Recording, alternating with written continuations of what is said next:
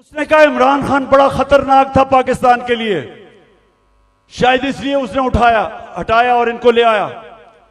तो मैं उससे पूछता हूं कि आज जरा मुझे ये सिर्फ इन सवालों का जवाब दे दे कि आज, पहले मैं तेल पे आता हूं, आज दुनिया की आलमी मार्केट के अंदर जो तेल बिक रहा है वो $70 से $75 इस पे तेल बिक रहा है। हमारे दौर में $110 से $115 पे था। अब मुझे यह बताएं कि हम तो ₹150 लीटर डीजल और पेट्रोल तकरीबन ₹150 का बेच रहे थे। आज क्या हो गया है? आज हो रहा है कि ₹293 का डीजल और ₹272 का पेट्रोल, तो दुनिया में तो तेल तकरीबन आधा हो गया है। तो हमें यह समझाएं कि आटा भी उस्मानों पे। आज जो पाकिस्तान की जो हर हफ्ते वीक ऑन वीक जो कहते हैं एसपीआई जो महंगाई है वो 47% पे पहुंच गई है। सारे पाकिस्तान के महंगाई के रिकॉर्ड टूट गए। हिंदुस्तान, जब हमारी हुकूमत थी तो हिंदुस्तान में महंगाई 5.5% थी, पाकिस्तान में 10% के करीब थी। तो आज ये बताएं कि हिंदुस्तान में तो महंगाई गई है 6.5% और पाकिस्तान में पहुंच गई है 31%। 3 गुना ज्यादा महंगाई हो गई है। तो लोगों से पूछे, तनख्वाहदार से पूछे कि उनके ऊपर क्या हुआ। हम जब थे डॉलर, पिछली मार्च में जब इन्होंने नो कॉन्फिडेंस किया था तो डॉलर कितना था? $178 का। आज पहुंच गया $283 का। यानी अगर आपके बैंक में पिछली मार्च अप्रैल में आपका ₹100 था तो वो ₹65 रह गया है। वो जो ₹100 था वो सिर्फ आज ₹65 की चीजें खरीद सकता है। तो मैं बाजवा से पूछता हूं कि मैं तो बड़ा खतरनाक था, तो ये बताएं कि ये किसको ऊपर बैठा दिया है कि पाकिस्तान घुटनों पे पहुंच गया है।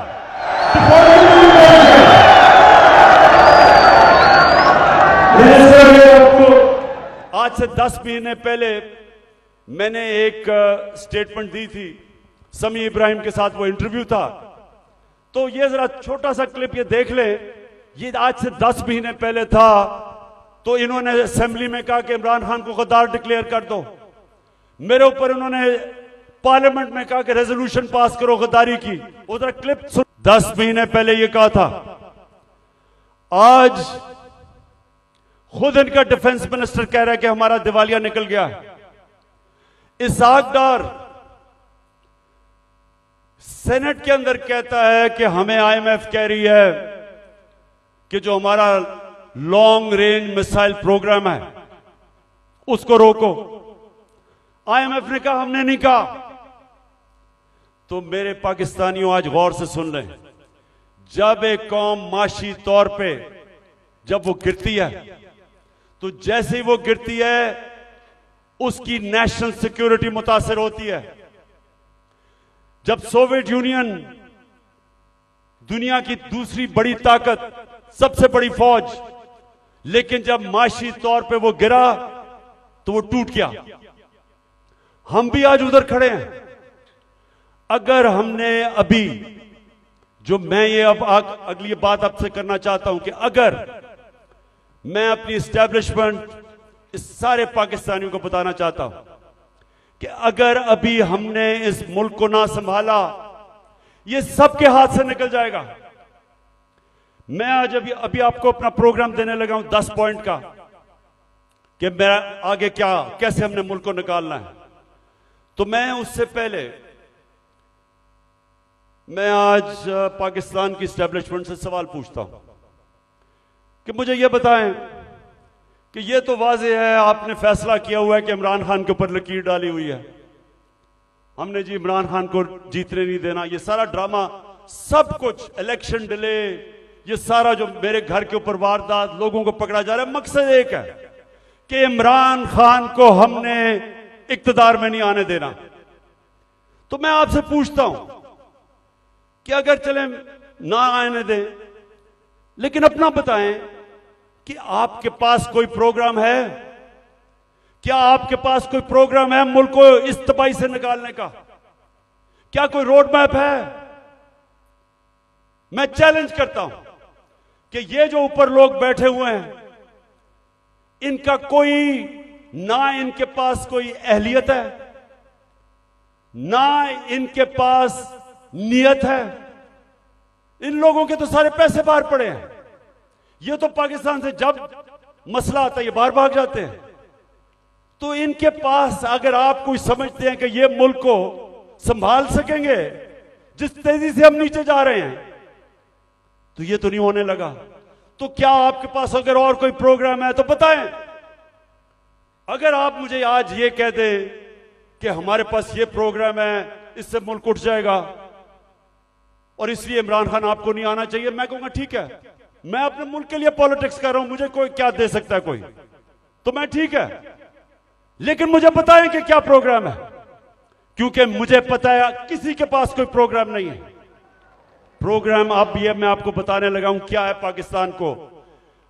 जिधर आज पाकिस्तान पहुंच गया, कोई आसान रास्ता नहीं है इसको इस मुश्किल से निकालने का। अब सारे मुश्किल फैसले हैं, लेकिन मुश्किल फैसले वो कर सकता है जिसके पास पब्लिक मैंडेट हो, जो इलेक्शन से पब्लिक की वोट के जरिए आया हो, जिसको पब्लिक जिस पे एतमाद करे, वो बड़े बड़े फैसले करेगा। वो इस मुल्क को जब तक एक वो जमात जो गवर्नमेंट में आएगी पब्लिक के मैंडेट से, पब्लिक की वोट से, वो पहला कदम होगा, क्योंकि जब एक 5 साल के लिए हुकूमत आएगी तो लोगों को, बिजनेस कम्युनिटी को एतमाद होगा कि पॉलिटिकल स्टेबिलिटी आ गई है। उसके बाद अगला स्टेप होगा। और मैं आज आपको बताऊं कि हमारा मसला क्या है। हमारा 2 मसले हैं। हम जितने भी पैसे टैक्स से इकट्ठे करते हैं वो काफी नहीं है, हमारे खर्चे बहुत ज्यादा हैं। हमें कर्जों के ऊपर किस्तें देनी पड़ती है, वो बढ़ती जा रही हैं। तो हमारे पास इतना पैसा ही नहीं है और हम शुरू ही करते हैं, हम शुरू ही होते हैं खसारे से और हमें कर्जे पे मुल्क चलाना पड़ता है। ये पहला मसला है। दूसरा मसला है कि जो डॉलर्स मुल्क में आते हैं उससे बहुत ज्यादा डॉलर्स मुल्क से बाहर जाते हैं। हमारे पास डॉलर की कमी है, जिसको करंट अकाउंट डेफिसिट कहते हैं। हमने कभी माजी में कोशिश ही नहीं की अपनी एक्सपोर्ट्स बढ़ाने की। जो भी मुल्क तरक्की किया है, ईस्ट एशिया, चाइना, सब ने अपनी एक्सपोर्ट्स बढ़ाई हैं। एक्सपोर्ट्स बढ़ाती है तो डॉलर आते हैं। हमने कभी कोशिश ही नहीं की। हमारी इंपोर्ट्स बहुत ज्यादा हैं। तो अब मैं आपको बताऊं कि ये 2 हमारे खसारे हैं। एक की वजह से रुपए पे प्रेशर पड़ता है, रुपया गिर जाता है, रुपया गिरता है, महंगाई होती है, गुर्बत होती है। और दूसरी वजह से कि हम सारा वक्त, क्योंकि हम टैक्स ही कितना नहीं इकट्ठा करते, सारा वक्त हमें मसला पड़ा रहता है